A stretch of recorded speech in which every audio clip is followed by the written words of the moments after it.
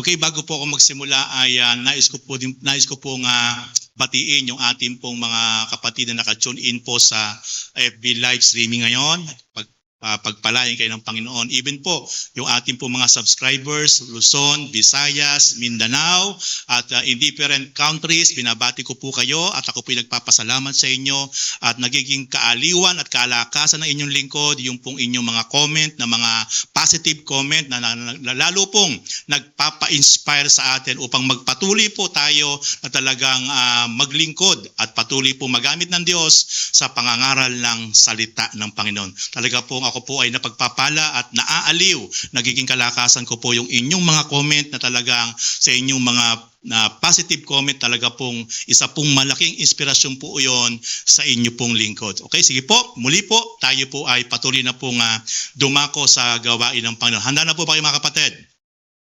At isa pa po pala ay kahapon po, nagsimula na po yung ating pong pagpapagawa nung ating pong lilipatan doon po sa likod na bagong House of Prayer and House of Worship, House of Discipleship, at naka-construct na po yung frame ng ating pong stage, ating pong palakpakan ng Panginoon. Praise God!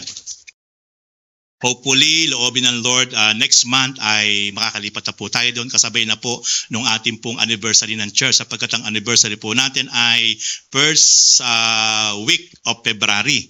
Nawa po, mahabol po natin yon at doon na po tayo magse-celebrate ng anniversary ng ating pong gawain ng Panginoon ng Jesus Christ, the freedom and highly favored. Masaya po ba kayo mga kapatid? At nga ang palakpakan ng Panginoon. Praise God! Alam ko po na yung ilang po sa inyo ay nagkakaroon po ng pag-agam-agam kung bakit kailangan po nating gastusan yung pong lugar na yun na lilipatan po sapagkat ito lang po inuupahan lang natin. Nauunawaan ko po kayo, naiintindihan ko po kayo sapagkat di naman po biro ang ating pong gastos. Pero nais ko po ipaliwanag sa inyo mga kapatid, yan po ay ipinag-pray natin. Humingi tayo ng mga sign kung talaga pang dapat tayo lumipat doon, ipaayos natin yon at kinonfirm ng Lord. At pangalawa, narito po tayo sa lugar na ito at meron pong mas malaking venue na dapat po ating lipatan. Although gagastos tayo, tapakan po natin at hakbangan po natin. At actually po, yung pong ating mga ikinakabit na mga kinoconstruct, hindi po yan nakapix. Just in case na mangyari man yung inyong mga iniisip, na halimbawa lang, bila tayong pinaalis, yung pong lahat ng ating pinagawa doon sa likod, pwede pong tanggalin. May wisdom po yung ating pong decision making. Hindi po tayo nagko-construct na nakapirmis, na pag tinanggal mo, wasak, hindi pa ikinabangan. Yung lahat po ng ating ikinakabit doon sa bago pong House of Worship ay pwede pong tanggalin at bit-bitin natin at pwede pong yun ang magamit natin just in case lang na meron tayong malilipatan na bagong lugar. Kaya po wag po kayo mag-agam-agam sapagkat lahat naman po yan ay talagang meron po tayong sign sa Lord, meron po tayong go signal sa Lord, at meron pong wisdom yung ating galaw at pagkilos. Hindi po ating pinababato yung pong likod. Puro lang po yung bakal at kahoy. Kaya po, just in case na mangyari po yung iniisip ninyo, pero ako po hindi ko po iniisip yon. Ako po ay laging positibo kung mag-isip sapagkat ang pinaglilingkuran kong Diyos ay walang bagay na mahirap sa Kanya.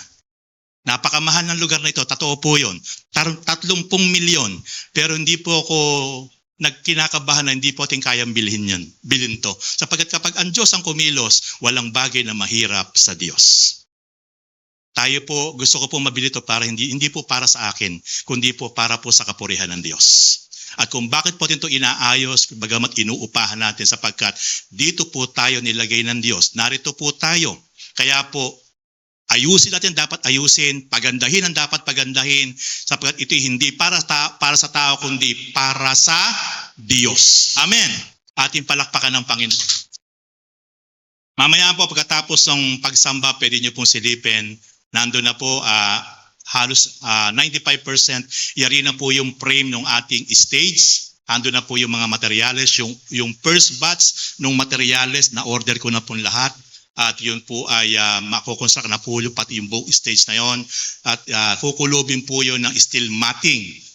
Nung una po hindi ng plano ko pero pinakompute ko po kay Raymond, konti lang po pala ang difference sa unang plano ko po na lagyan ng disarang folding yung pong stage. Konti lang po pala magiging difference kaya po kukulubin na po natin ang steel matting para safe na po yung mga gamit, hindi na po dibuhat. Kawawa po kasi yung magliligpit ng mga gamit natin kung hahakutin pa po, ibabalik hahakutin.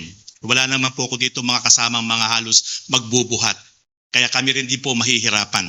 Kaya po, ilalagay po natin sa maayos para wala na pong maski upuan, itatabi na lang po sapagkat masisinop yung buong paligid na yon na naka-open naman po kasi steel matting at hindi naman po ganun kalaki ang uubusin doon po sa unang plano. Kaya po, by the grace of God, by the goodness of God, sapagkat makikita nyo na po yung bunga ng inyo pong mga pledge for the church building, makikita nyo na po yung bunga ng inyong mga handog pa, salamat, at yan po'y ongoing. Patuloy pong baka po sa isang linggo, makita nyo na po halos yung 60%, 70% po ng ating pong bagong lilipatan at patuloy po ating ipanalangin na patuloy po ang Diyos po ang gumalaw at kumilos sa patuloy po na pagpuprovide ng ating pong pagkukonstruct, pagpapaganda ng kanya pong templo para po sa kanyang kapurihan. Ating po palakpakan ng Panginoon. Praise God. Hallelujah. Kaya mga kapatid, challenge ko po kayo, ang isa po sa pinakamagandang tamnan ay ang pagpapagawa po ng templo ng Diyos. Tatapatin ko po kayo. Tested ko po ang Panginoon dyan. Kapag ang templo ng Diyos na pinapaayos, ipinagagawa, talagang ikaw ay natutong magtanim, magbigay para ikaw ay maging bahagi sa pagpapaganda, pagkukonstruct ng templo ng Diyos. Alam niyo po, 100 folds ang Diyos po. Pag nagbalik po sa atin, magugulat ka, mamamangha ka. Kaya po, dyan ko po tested ang Diyos sa aking pong buhay. Kapag po patungkol sa gawain, tayo po ay buong galak, buong saya na sumusuporta, tumutulong na walang panghihinayang. Talagang makikita po talaga natin ang galaw ng Diyos. Okay, ito pong taong year 2025, nasa unang bugso pa lang po tayo, month of January. Nais ko pong ituro sa inyo ang isa pong napakamahalagang turo, kautusan ng Diyos buhat sa kanyang salita.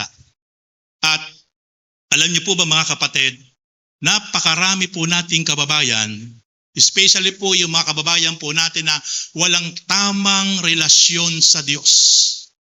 Pero nandun po sa punto na ang buhay po ay nakakahabag. Pero ang nakalulungkot po, yung mga taong nakakilala na sa Panginoon, pero nandun pa rin po ang buhay sa punto, sa gitna po ng buhay na kahabag-habag, kadusta-dusta. At para po yan ay ma-break natin, para po makalaya yan ang marami po ngayong kapatid natin sa pananampalataya, o even tayo po na dumadanas po ng mga negative situation, especially financial struggle, ito po ang gamot. Kaya po ang topic po ngayon natin sa umagang ito ay aking pong pinamagatang gamot sa kahirapan. Everybody say, gamot sa kahirapan. Nais niyo po ba na patuloy pong maranasan ng kaginhawaan, kasaganaan ng buhay? Nasa Bible po ang susi. Tinuro na po ng Diyos. Pero sa umaga pong ito ay ituturo ko po sa inyo spiritually and physically paano po makakalaya ang bawat isa sa kahirapan. Unang-una po, in reality, marami pong tao kaya naghihirap dahil sa kanya rin po sariling diskarte sa buhay. Tingnan niyo po, bibigyan ko po kayo na example. Ang dalawang klaseng lahi, ang mentalidad masyadong magkaiba. Yung magulang na Pilipino, nanay at tatay, sabi sa anak, anak, mag-aral ka ng mabuti. At kapag nakagraduate ka, para mas maganda ang mapapasukan mong trabaho. Yun po ang ibinabaon ng magulang sa kanyang anak, kaya niya pinupursu ang kanyang mga anak na mag-aral na mabuti, makagraduate, para in the same time, kapag nakatapos ang pag-aaral, para makapag-apply ng magandang trabaho. Ito po ang Chinese. Ang sinasabi sa kanyang anak. Anak, aral ka mabuti. Pag ikaw tapos na, mag-umpisa ka ng negosyo. Habang nag-aaral yung anak ng Chinese, tinuturuan na hands-on kung paano magpalakad, magpatakbo ng hanap buhay ng negosyo. Lumipas ang maraming taon. Pansinin niyo po ang nangyari po sa pamilya ng Pilipino at pamilya po ng mga Chinese. Sino po may-ari ngayon ng malalaking mga hardware? Malalaki pong mga business sa probinsya, sa Manila, sa Binondo. Sino po? Mga Chinese. Bakit po nangyari yun? Kasi po, tama ang naging mentalidad ng mga Chinese at tama ang pagbibreed ng mga magulang na Chinese sa kanilang mga anak. Tinuruan nila ang kanilang mga anak na magsimula ng negosyo, kung paano mag-handle ng tama ng negosyo, kung paano maging masipag, maging masinop, maging matipid, at tama ang gastos, maging hardworking sa hanap buhay. Pero po ang pamilya po ng mga Pilipino, matapos ang pag-aaral, nakapag-abroad, 10 taon na sa abroad, pabalik-balik, pero halos mabibilang mo lang sa kamay ang naipundar, malayong malayo sa mga negosyanteng Chinese. Sino po nagtagumpay sa buhay? Yung mga Chinese. Yung mga Hapon, ganun din po. Sa Hapon po, mahalaga sa kanila ang oras. Time is gold. Sa Hapon, hindi ka po pwedeng malate ng 1 minute. Napunta po ako ng Japan, pag nakalagay po doon sa kanilang doon sa screen nila, 9:05 AM. Darating yung tren. Eksakto po yun, hindi malilit kahit isang segundo. Pag dumating yung 9:05 AM, nakatapat ka doon, hihinto yung tren, bubukas po yung pinto ng tren. 9:05, papasok ka ng tren. Ibig sabihin, sa Japan, lahat systematic, on time. Pag alas 7 ang pasok mo, pag na-late ka, wala kang katwiran. Sabihin mo na ikaw yung na-traffic kasi doon merong mga tren, ang mga taxi, ang mga bus, doon sa mga bus terminal, may mga nakalagay na oras kung anong oras darating. Lahat eksakto ang dating ng sasakyan nila, kahit taxi, kahit bus, kahit tren. Lahat eksakto. Pag na-late yung tren o yung bus, hihingi ng sorry yung driver. Malaking kahihiyan sa kanila yon na sila'y na-late kahit isang minuto. Time is gold sa mga Hapon. May meeting sila. Pag sinabing alas 6, nandun lahat yung magmi-meeting. Walang malilate. Sa Pilipino, pag sinabing alas 6, anong oras darating? Anong oras darating? Alas 6, alas 9. Bakit? Wala pa naman yung kausap ko. Maya-maya na ako pupunta. Ganon ang katwiran po ng Pilipino. Sa church, pag sinabing alas 9 ang oras ng pagsamba, dito nyo po, pansinin nyo po, dito po, eksakto ko pong sinisimulan. Alas 9, sharp, sinisimulan ko po ang pagsamba.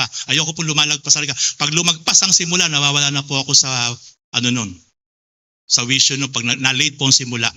Gusto ko po, pag sinabing 9 AM ang start, 9 AM mag-i-start. Pero anong oras po dumarating kayo, mga kapatid? Kayo sumagot. Na yun, 9:30 raw. Mga kapatid, gayahin natin ang mga Hapon. Mahalaga sa kanilang oras. Kaya pansinin niyo po ang Japan. Hindi naghirap. Naghihirap sila kapag dinadating sila ng mga delubyo, tsunami, earthquake. Pero yung buhay nila, napakasisipag po ng mga Hapon. Napakasisipag. At ang oras po sa kanila, ginto. Hindi po pwede po nalilate sila doon. Pero ewan ko ba kung saan natin nakuha yung kultura na laging late. Ang mga Amerikano, pag sinabi nilang alas 6, matindi po ang mga Amerikano sa oras din, para din pong Hapon. Ang mga Inchik, grabe naman po sa pagiging masipag, pagiging mga may-ari po ng mga mayaman, mga negosyo, ang mga Chinese, makikita mo, mga suot, hindi mapagkakamalang bilyonaryo. Pero tayo po mga Pilipino, nakapag-abroad lang ng 2 taon, pagbalik, may sakit po na hepatitis. Hello? 2 taon lang po sa abroad, kapag bumalik, may sakit na pong hepatitis. Naninilaw. Di naman po masama, kaya lang doon tayo daig ng mga Chinese. Ano po, bakit ko po sinasabi sa inyo to? Gusto ko pong breakin yung maling kultura ng mga Pilipino. Hindi po masamang mamasukan, hindi po masamang mag-abroad. Pero dapat, gagawin mo lang stepping stone ng pamamasukan, mag-iipon ka, gagawin mo lang stepping stone ng pag-abroad. Pagbalik mo, may ipon ka na, magsimula ka ng negosyo. Ipag-pray mo kung ano yung talagang forte mong hanap buhay, kung saan ka maging masaya. Maliit lang mong simulan, huwag ka mo kagad lalakihan. Pagka nagbo-boom na, saka mo na talaga i-expand ang negosyo mo. Ang kailangan natin talaga lang sipag, tiyaga, abilidad. At dapat creative tayo sa lahat ng ating papasukin na negosyo. Ito po ang sinasabi ko po sa inyo, realidad na sikreto para makahango sa kahirapan. Mamaya po yung spiritual. Inuuna ko po yung realidad para po ma-break natin ang kahirapan sa buhay. Sapagkat kung tayo po ay magiging masipag lang, kung tayo po ay magiging masinop lang, kung tayo po ay magiging creative lang, kung tayo po ay magiging matyaga lang, wala po maghihirap na Pilipino, especially po ang mga anak ng Diyos.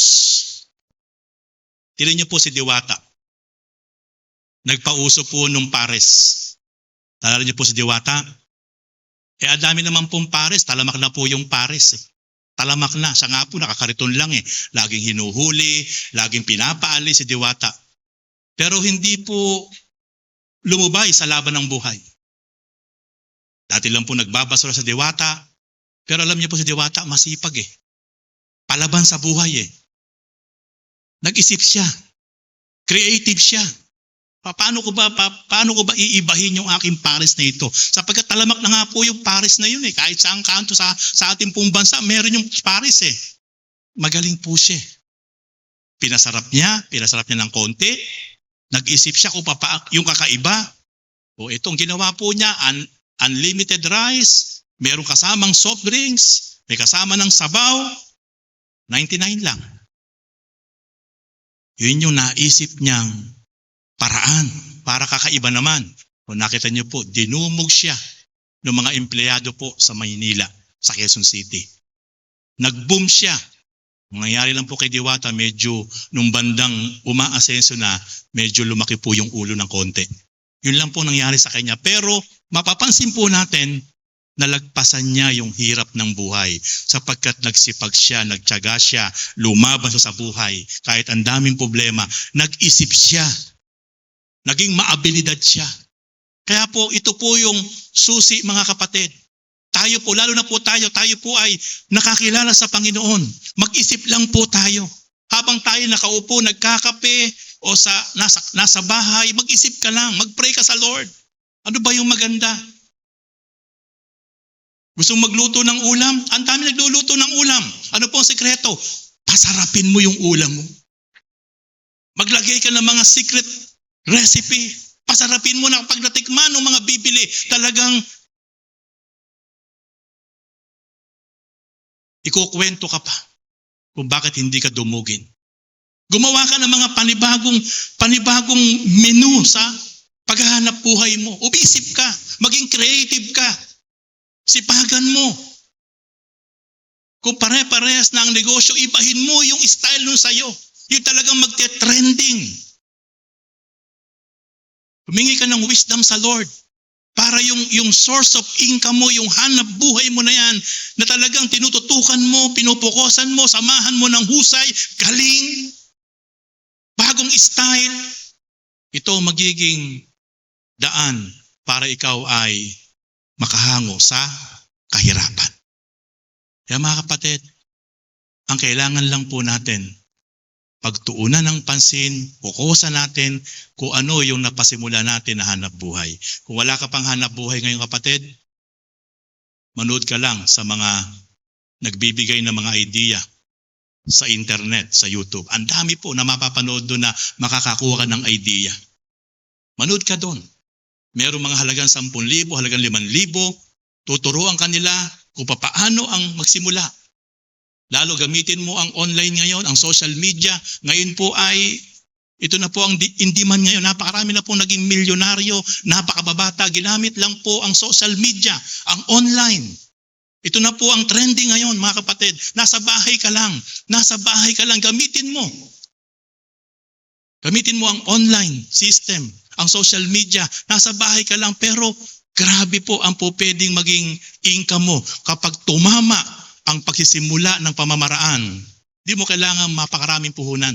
Ang kailangan mo lang, idea, diskarte, focus, determinasyon, o pwedeng makahango sa kahirapan ng buhay. Yan po, mga kapatid, ang maiksi na maibibigay ko po sa inyo na technique para po ma-break in reality yung pong kahirapan ng buhay. Ngayon, tinan niyo po, marami po mga taong mahihirap kapag mahirap. Ang dahilan nila kaya hindi sila makatulong, makapagbigay dahil mahirap sila. Ang katwiran po nila, kami nga ang dapat bigyan, kami nga ang dapat tulungan. Ibinaon nila sa kanilang isip dahil sila'y mahirap, dahil sila'y walang-wala, wala silang karapatang magbigay at tumulong. Kapatid, doon po kayo nagkakamali. Hindi po dahilan na kahit ikaw ay mahirap, kahit ikaw ay walang-wala, hindi ka po pwedeng tumulong, hindi ka po pwedeng magbigay. Bibigyan ko po kayo ng isang example. Puntahan po natin ang 2 Corinthians chapter 8, verse 1 to 5. Ito po yung mga unang Kristiyano sa lungsod ng Macedonia. Ang lungsod po ng Macedonia ay isang lugar na mahihirap. Ang mga unang mananampalataya sa Macedonia ay mga halos no read, no write. Hindi nakapag-aral, walang narating sa buhay, walang natapos. Poorest of the poor. Mahihirap pa sa mahihirap. Pero ang magandang nangyari sa buhay nila, kinahabagan sila ng Diyos. Binuksan ng Diyos ang isip nila, ang puso nila, nagkaroon sila ng tamang pananampalataya sa Panginoon. Yun ang napakagandang nangyari sa mga taong itong mahihirap sa lungsod ng Macedonia.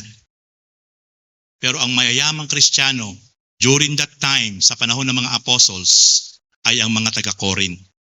Ang mga taga-Corinth, ito yung mga unang na-born again, ito yung mga unang nakakilala sa Panginoon, sila ay mga tapos ng pag-aaral, mga degree holder, sila po ay elite believers. Pag sinabing elite believers, mga nakatapos ng pag-aaral, mga degree holder, matatalino, mayayaman, mahuhusay, magagaling, mga intelihente. Pero tingnan niyo po ang nangyari. Sumulat si Pablo. Sinulatan niya ang mga kapatid sa Korinto na challenge na ito ang kanyang misyon. Challenge siya ang mga mayayaman, matalino, mahuhusay, mga intelihente na mga unang mananampalataya sa lungsod ng Korinto. Kasi mga mayayaman niya, matalino, mga intelihente, pero hindi po sila matulungin. Hindi po sila mahabagin. Kaya sabi po ni Pablo, tingnan niyo po, sabi niya sa kanyang sulat sa mga kapatid sa Korinto, 2 Corinthians chapter 8 verse 1 to 5. Sabi ni Pablo sa kanyang sulat, ibig kong ibalita sa inyo, mga kapatid. Ang kinakausap po ni Pablo dito sa kanyang sulat, na pinadalan po niya ng sulat, liham, ay ang mga Kristiyanong matatalino, marurunong, mayayaman, mapapera sa lugar ng Corinth. Na ang sinasabi po niya, ibig kong ibalita sa inyo, mga kapatid, ang nagawa ng pag-ibig ng Diyos sa mga iglesia sa Macedonia. Ang tinutukoy po niyang iglesia, hindi po ito building, hindi po ito relihiyon. Pag sinabing iglesia, kalipunan ng mga nakakilala at mananampalataya kay Kristo Jesus. Kasi marami pong tao po nakarinig ng word na iglesia, akala na po yung relihiyon, yung templong meron pong dalawang matulis. Iglesia po ni Manalo, hindi po yon.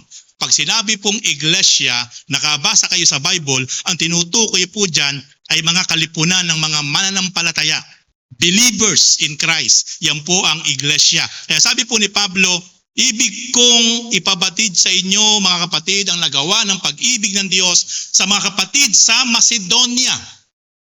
Dumana sila ng matinding kahirapan at ito'y isang mahigpit na pagsubok sa kanila. At sa kabila ng kanilang paghihikahos, masayang-masaya pa rin sila at bukas ang palad sa pagbibigay. So makikita po natin, mga kapatid, itong mga kapatid sa Macedonia, sinasabi ni Pablo ay dumaan ng matinding kahirapan, naghihikahos, dumaan sa matinding pagsubok ng buhay, walang-wala. Pero makikita po natin sinasabi ni Pablo, sa kabila ng kanilang kahirapan, sa kabila ng kanilang karukhaan, sa kabila ng dumaan sa nilang matinding pagsubok, sabi po ni Pablo, sila ay bukas pa rin ang palad sa pagbibigay. Kaya ito po yung sinasabi ko po sa inyo mga kapatid na hindi po rason na ikaw ay mahirap, ikaw ay walang-wala, ay hindi ka po pwedeng magbigay, hindi ka po pwedeng tumulong sa kapwa mo o tumulong para sa kalooban ng Panginoon. Kasi itong mga unang mananampalataya sa Macedonia, naghihikahos, walang-wala, dumaan sa matinding pagsubok, pero bukas ang palad sa pagbibigay, sabi ni Pablo. Sabi sa verse 3, sila'y kusang loob na nag-abuloy, hindi lamang ayon sa kanilang kaya, kundi higit pa. Alam ko ito pagkat mahigpit nilang ipinamamanhik sa akin na sila'y bigyan ng pagkakataong makatulong sa mga kapatid sa Judea. Ito sinasabi ni Pablo. Sa kabila ng kanilang matinding kawalan, kahirapan, matinding pagsubok na pinagdadaanan sa buhay. Pero sila pa ang nakikiusap. Sila pa ang nakikiusap na sila'y makatulong sa mga kapatid sa Judea. Pinakikiusapan nila ako, sabi ni Pablo, na gusto nilang tumulong sa mga kapatid sa Judea na nangangailangan. Can you imagine mga kapatid? Naghihikahos, naghihirap, dumaan sa matinding pagsubok, pero nakikiusap kay Pablo na sila'y bigyan ng pagkakataon na makatulong sa mga kapatid na nangangailangan. And then verse 5, at higit pa sa inaasahan ko, inilaan nila ang kanilang sarili, una sa Panginoon at pagkatapos sa amin ayon sa kalooban ng Diyos. Inilaan nila, idinedicate nila ang kanilang mga sarili. Una sa Panginoon, pangalawa sa mga apostles. Ano ibig sabihin? Kahit may matinding pinagdadaanan sa buhay, kahit may matinding pagsubok sa buhay, walang-wala, pero nakukuhang mag-commit, maglingkod, sumunod sa kalooban ng Diyos na walang reklamo, walang dahilan. And then pangalawa, nandun ang kanilang agapay, nandun ang kanilang suporta sa mga unang lingkod ng Diyos gaya ng mga apostles, gaya ni Apostol Pablo. Kaya lalong nakaka-inspired yun sa isang lingkod ng Diyos na naglilingkod ng tapat, pero makikita mo yung mga nasa likod mo. Makikita mo yung sa paligid mo. Ang laki ng problema, ang laki ng pagsubok, walang-wala. Pero nandyan sila para tumulong, ano maitutulong, ano maibibigay na moral support. Kaya po lalong na-inspired si Pablo. Kaya ang ginawa ni Pablo, sinulatan niya ang mga kapatid sa Korinto na hinahamon niya, kayo mayayaman kayo, mga intelihente kayo, mga marurunong kayo. Parang itong gusto sabihin ni Pablo. Wala kayong problema sa buhay, wala kayong problema sa mga pangailangan sa buhay. Pero ang dami niyong dahilan, hindi kayo makapag-commit, hindi kayo makatulong. Pero itong mga kapatid sa Macedonia, nakita niyo ang sitwasyon ng buhay. Naghihikahos, naghihirap, walang-wala, dumaan sa matinding pagsubok, pero ito sila, nagbo-volunteer. Gusto nilang tumulong sa mga kapatid sa Judea. Isang malaking sampal po yun sa mukha ng mga kapatid sa Corinth. Na halos sila po ay nire-rebuke ni Pablo during that time.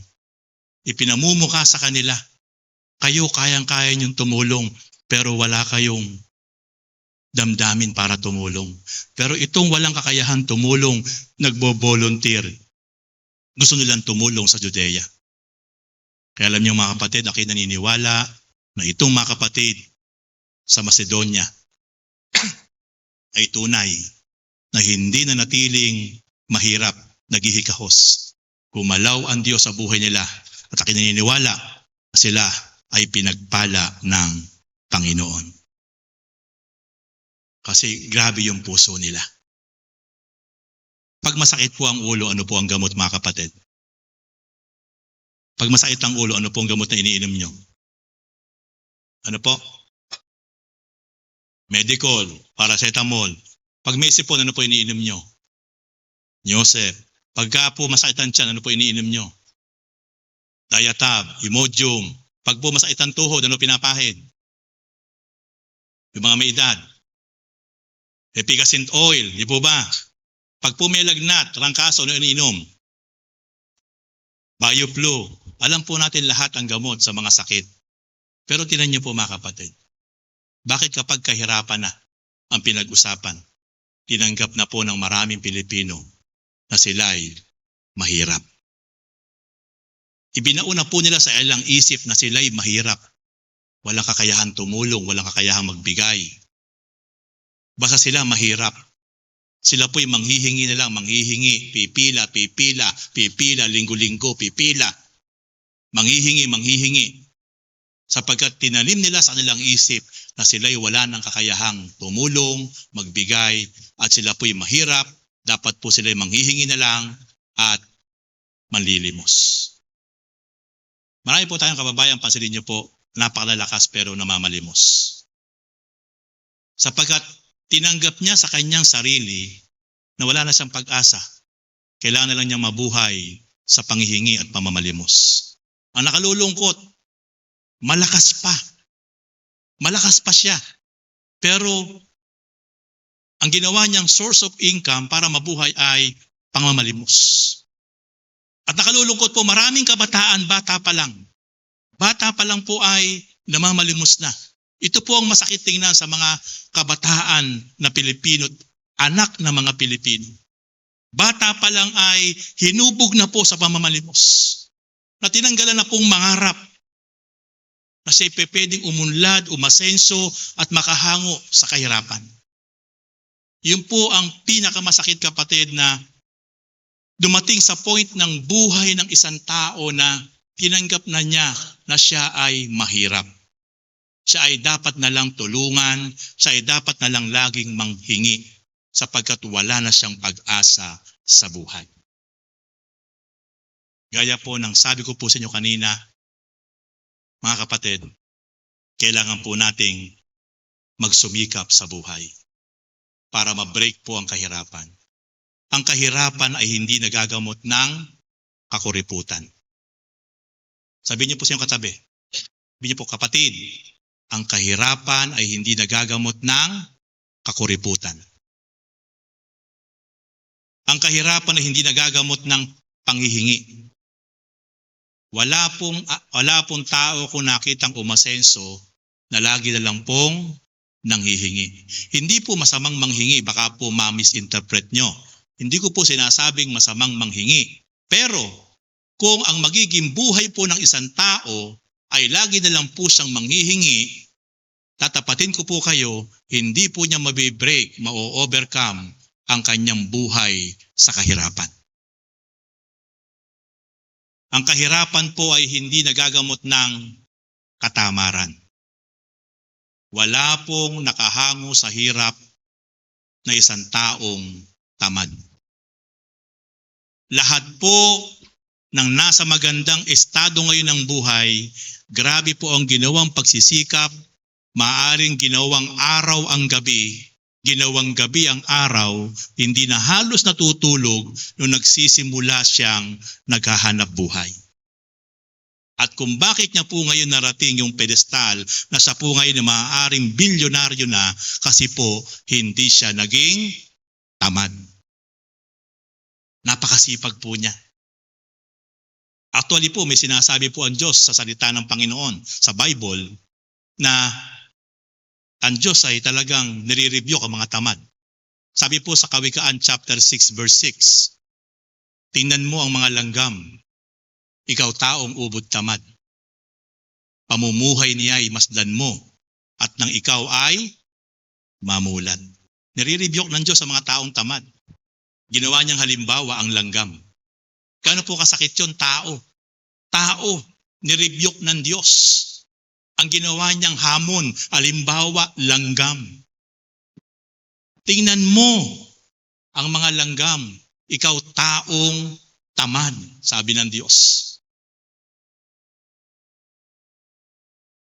Pamumuhay niya ay masdan mo nang ikaw ay magising, mamulat sa katotohanan. Di ba nakaraan ko, sinabi ko na po sa inyo yan, ang langgam, napakasipag. hanap ng pagkain. Pag nakakita ng pagkain, hindi niya kakainin yan. Bubuhatin niya yan. Hihingi ng tulong kung mabigat. At kapag napagtulong-tulong nila, dadalhin po doon sa imbakan ng pagkain, iniipon nila yon. Pag nadala sa imbakan ng pagkain, alis uli, hanap na naman kung saan sila merong makukuhang pagkain. Hakot na naman, iniimbak po doon sa imbakan.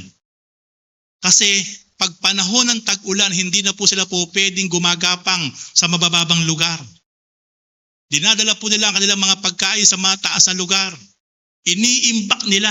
At sa buong panahon ng tag-ulan, sila po'y nandun lang sa kanilang tirahan, nakakamada, nakabudega, patong-patong ang kanilang pagkain sapagkat sila ay sobrang nagsipag sa panahon ng tag-araw.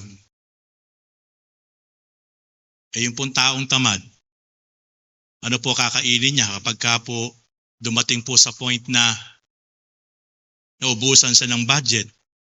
Ano po gagawin ng taong tamad? Tingin niyo po, kayo po sumagot. Ano gagawin ng taong tamad kapag naubusan ng palabigasan? Yung laman ng palabigasan, wala pong ilulutong ulam dahil tamad. Ano gagawin? Titingin niyo. Manghihingi, mangungutang sa tindahan. Isang kahig, isang tuka, isang utang. Ang problema, 3 utang, isang bayad. Tamad eh. 3 utang, isang bayad. Pag ayaw ng pautangin sa tindahan, lilipat ang kabilang tindahan. Tamad eh, ayaw maghanap buhay eh. Gusto pa yung nakabaluktot hanggang tirik na yung araw. Pag nagising, siya pa yung galit. Ano ulam? Yun po yung mga taong tamad. Kaya hindi po aasenso, hindi po uunlad ang buhay.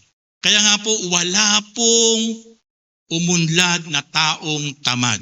Kaya po, mismong ang Diyos, nire-review ang mga taong tamad. Ginamit niya pong example ang langgam. Kaya para po makahango sa kahirapan, dapat po talaga tayo magsipag.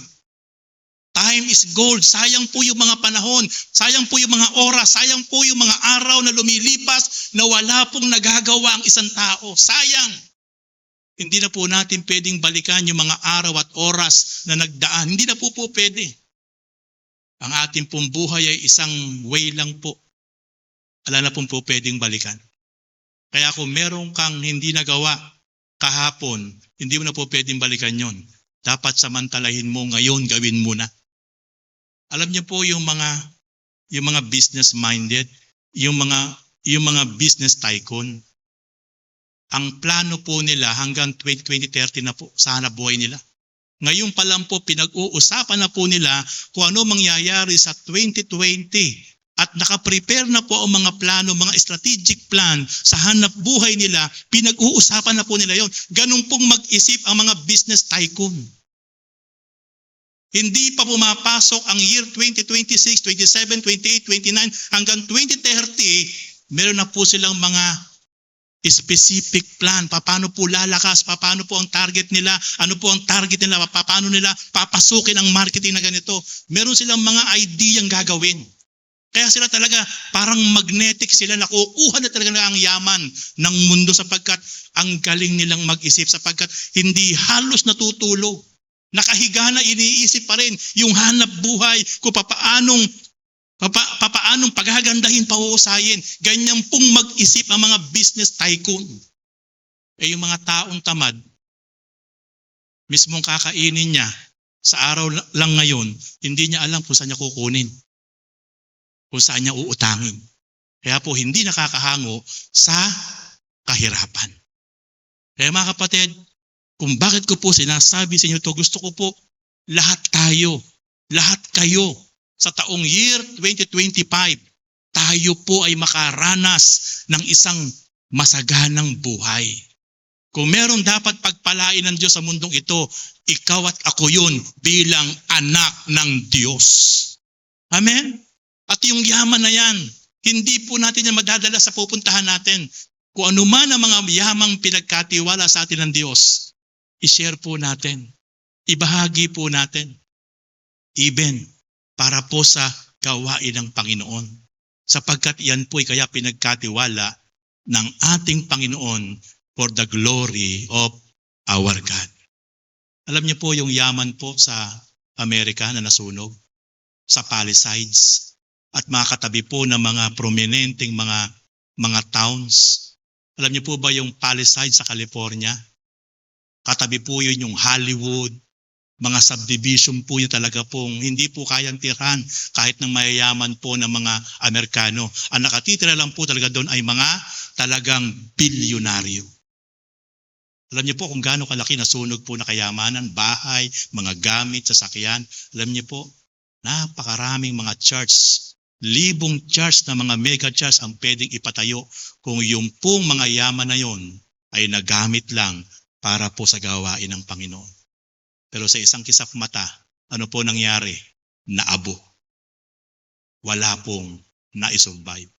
Isang sasakyan nagkakahalaga ng $10 million, $15 million, isang sasakyan lang po yun. Kung magsasakyan po yung mga malyayaman ay na bilyonaryo sa Palisades, sa Amerika ay hindi po sasakyan yun ng mga 3-4. Pinakamahina po nun, 10, nakahilera po yun sa napakalawak na kanila pong car park at talagang napakamamahal na mga sasakyan. At lahat ng mga gamit nila sa loob ng bahay talagang kung saan-saan pa yun ini-import ng mga bansa, napakamamahal. Ang masakit po, lahat po ay naabo lang. Pero kung yun po ay na-convert na pera at naipagpagawa ng mga templo sa buong mundo, wala pong maliit na church sa napakalaking halagang naabo sa lugar po ng Amerika. Ito po yung wake-up call sa ating lahat na ang pera, kayamanan, bahay, sakyan, lahat po yan ay pansamantala lang. Pero ang mananatili, lahat ng ating ginawa ayon sa kalooban ng Diyos. Hindi po kayang kalimutan yun ng Diyos. Kaya nga sasabihin niya sa kanyang pagbabalik, well done, my good and faithful servant. Well done. Mabuti. Akin tapat at mabuting lingkod. Halika. Kasi nakita ko nung nasa lupa ka pa kung paano mong ginamit ang buhay mo, kung paano mong ginamit ang talents mo, ability mo, kung paano mong ginamit ang mga ipinagkatiwala ko sa iyong mga kayamanan. Natutuwa ako sa iyo. Halika, sumama ka sa akin sa tirahang inihanda ko para sa iyo sapagkat ako'y galak na ikaw ay nakita ko habang ikaw ay naging mabuting katiwala sa lahat ng ipinagkatiwala ko sa iyo. We need a good steward for our Lord. Lahat ng anumang meron tayo, kapatid, huwag nating ipagmamalaki. Huwag nating ipagmamaramot. Higit sa lahat para sa Diyos. Kasi sa isang kisap mata, po pwedeng bawiin niya ng Diyos. At sa isang kisap mata na ipinagkatiwala sa atin ng Panginoon, po pwede yan i-multiply ng Diyos. Ganung kabuti ang Panginoon. Okay. Ang kahirapan po, kapag pinag-usapan na po natin ang salita ng Diyos, kanina po realidad yung tinuturo ko po sa inyo. Kaya binabalanse ko lang po. Hindi po tayo puro espiritual. Hindi tayo puro salita ng Diyos. Inuna ko po ang realidad kung paanong dapat po tayo makahango sa kahirapan ng isang tao. Ngayon, biblical speaking, puntahan natin ang sinasabi po ng Bible para maranasan po natin ang masaganang buhay, ang biyaya ng Diyos. Yun po mga kapatid, ang kahirapan po ay ang gamot po dyan, yung pagiging generous po natin, yung pagiging mapagbigay po natin. Bibigyan ko po kayo ng example para makita nyo po, in reality, ang sinasabi ko po sa inyo, buhat po sa salita ng Diyos. Ano po ito? Bola. Ito pong bola ay gawin nating simbolo ng pagpapala ng Diyos sa ating buhay. Ulitin ko po, ito pong bolang ito ay simbolo ng pagpapala ng Diyos sa ating buhay. Itong pagpapalang ito Pag tabang ko lang ganito, ano po nakita nyo, tabang ko lang, ano mangyayari? Yan lang po, stagnant. Tabang ko lang po eh. Hindi ko ginagamit ng tama. Stagnant. Itong pagpapalang ito ay inimbak ko lang, gaya po ng lalaking mayaman na hangal. Nag-imbak lang ng kayamanan. Hindi ginamit, tinago lang sa mga bodega. Tinago lang. Ano po mangyayari? Ala po, stagnant, nakatago lang. Wala pong flow. Wala pong, hindi ka magiging masaya.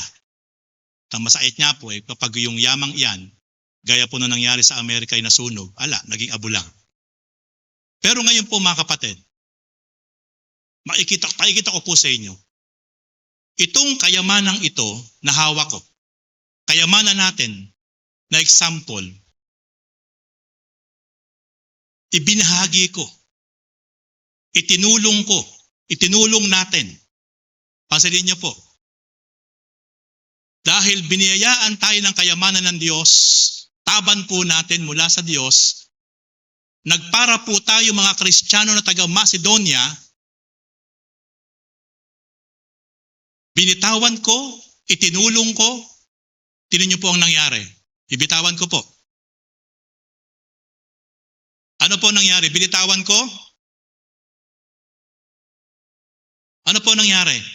Tumulong ka, naging mapagbigay ka? Nawala po ba? Di po nawala.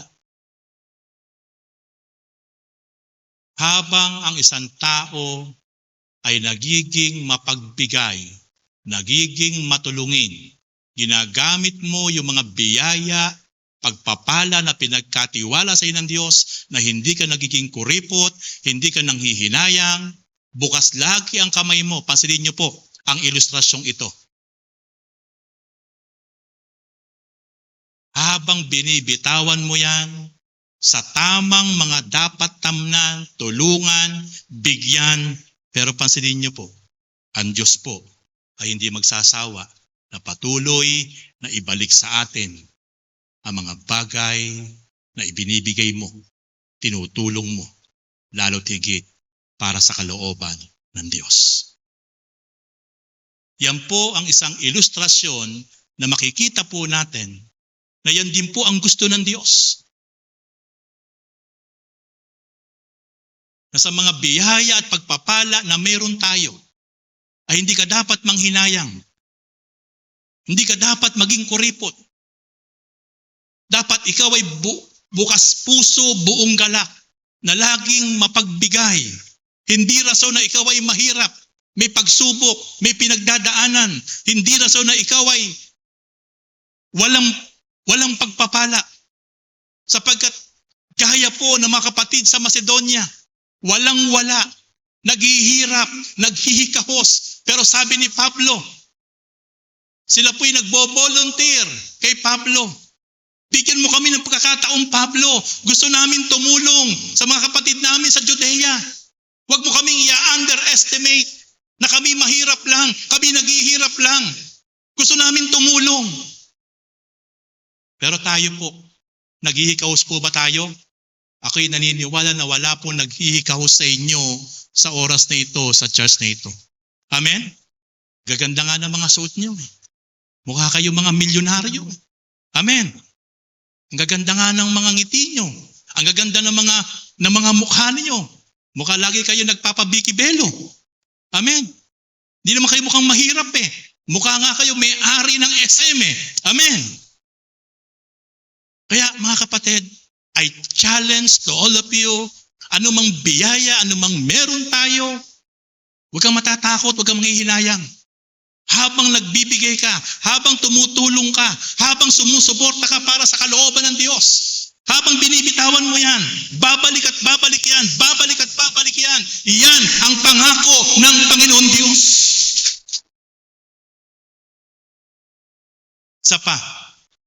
Isa pa na example para maunawaan yung mabuti. Ano pinakikita nyo? Ano pinakikita nyo? Papel. Okay. Simbolo po ito uli ng pagpapala. Simbolo po ito ng pagpapala. Yung taba natin. Ilan pong corner yung pong papel? Ilan po? 4. Lagyan po natin ng amount para makita nyo po. 1,000,000 po kada corner. Magkano po ngayon ang ating pong kayamanan? Magkano po? Bawat kanto, 1,000,000 ang halaga. Ilan pong corner? 4. Meron tayong 4,000,000 sapagkat meron siyang 4 na corner. Kung ibibigay natin yung isang corner, itutulong natin, isusuporta natin, ayon sa kalooban ng Diyos, magkano po matitira sa akin? Sa atin? Ilan po? 3,000,000. Pero minsan po, maraming tao, even maraming Kristiyano, kahit yung pong isang corner na meron siya, ayaw niya ibigay. Bakit po? Kasi nanghihinayang siya. Sayang, 1,000,000 to, napakalaki. Ang dami ko nang pwedeng magawa sa 1,000,000. Ang dami ko nang pwedeng mabili sa 1,000,000. Wag na. Pero nakalimutan niyo po bang sabi ng Diyos? Ang taong mapagbigay ay lalong yumayaman. Ngunit naghihirap ang tikom ng mga kamay. Tignan niyo po, pakikita ko po sa inyo. Dahil ikaw ay pinanghawakan mo ang sinasabi ng Kawikaan 11:24, nanampalataya ka, nasabi ng Diyos, ang taong mapagbigay ay lalong yumayaman, ngunit naghihirap ang tikom ng mga kamay, buong galak mong ibinigay ang isang corner. Itinulong mo, isinuporta mo. Tignan niyo po, tabasin po natin isang corner, ibigay po natin para po sa kalooban ng Diyos. Magkano po natira sa akin ngayon? 3,000,000. Pero bilangin nyo nga po yung corner kung nabawasan ba yung corner o nadagdagan. O yun sinasabi ko sa inyo. Bilangin nyo po yung corner, ilan po natira? Nagbigay ka pero hindi ka nawalan. Yan po ang prinsipyo ng Diyos. O magkano na po ngayon ang pera mo kung 1,000,000 isang corner? Magkano? Ilan po? 5,000,000 kasi po 5 corner na po eh. Nagbigay ka ng isang corner ng 1,000,000, dapat 3,000,000 na lang ang natira sa pera mo. Pero bakit nagkagano naging 5 corner? Yan po ang prinsipyo ng Diyos. Gagalaw at gagalaw ang Diyos sa buhay natin. Kapag nakita niya ang puso mo ay masaya at tapat, nagalak na laging matulungin, mapagbigay sa iyong mga mahal sa buhay, sa iyong magulang, sa iyong kapwa, especially sa gawain ng Panginoon. Alam niyo po ba matatabang lupa? Ang isa po sa matabang lupa, yung pong inyong mga magulang sa laman. Yan po ang pangako na yan po ang utos na may pangako. Igalang mo, mahalin mo ang iyong mga magulang at hahaba ang buhay mo pagpapalain ka ng Diyos. Makinig po kayo mabuti. Yung lalo yung mga may biyanan. Minsan yung manugang at magbiyan lagi magkaaway, di po ba? Bihira po yung manugang at biyanan lagi po nakakasundo eh. Pero alam niyo po ba, para umamo yung inyong mga biyanan, ay lagi inyong i-bless, lagi inyong pagpalain. Pag nirarayuma po yung mga biyanan nyo, labasan nyo lang po ng 3,000 yan, tanggal po yung rayuma. Sigurado po yun. Pag masakit po yung mga alakan at mga katawan, pag nilabasan nyo po yan at i-bless nyo po yan, ang ngiti po yan hanggang tenga. Yung mga biyanan ko po sa Pampanga, magulang po na aking asawa, ako po yung mahal na mahal ng mga biyanan ko. Kasi alam na alam ko po kung paano ko po pasisyahin, pangingitiin yung aking mga biyanan na magulang ko rin po. At kapag minahal nyo ang mga biyanan nyo, ang mga magulang nyo, ang pangako ng Diyos, palalawigin ng Diyos ang buhay nyo. Pagpapalaing kayo. Kung ano ang ginawa nyo sa mga magulang nyo, ang Diyos ang magbabalik sa atin. Tandaan nyo po yan. Amen? Yan po ang isa sa pinakamataba na lupa na dapat nyong tamnan. Mga kapatid, ang mga lingkod ng Diyos, ang mga gawain ng Panginoon. Pasilin niyo po, ito kahit ibigay kong lahat, yung lahat ng corner, ang akala niyo mauubusan tayo ng blessing? Hindi po. Habang ibinibigay ko po ang bawat corner, ibigay ko pong lahat ito, magmumultiply po yan. Tingnan niyo po. Binigay ko ikalawa, binigay ko yung ikatlo, binigay ko yung ikaapat. O siguro, wala tayong pera ngayon, hindi po ba? Bilangin niyo yung corner ngayon. Ilan po yung corner? Hindi po naubos. Bilangin niyo po yung corner ngayon. Naging 8 na doble. Yan po ang prinsipyo ng Diyos na itinatago ni Satanas sa bawat isang mananampalataya. Ayaw na ayaw po ni Satanas na maging mapagbigay ang bawat isang Kristiyano. Tingnan niyo po, sabi ng Luke chapter 6 verse 38. Luke chapter 6 verse 38, sabi po ni Jesus, magbigay kayo at bibigyan kayo ng Diyos. Hustong takal, siksik, liglig, umaapaw pa ang ibibigay sa inyo ng Diyos. Sapagkat ang takalang ginamit niyo sa iba ay siya ring gagamitin ng pag tayo naging mapagbigay, hindi ka mawawala.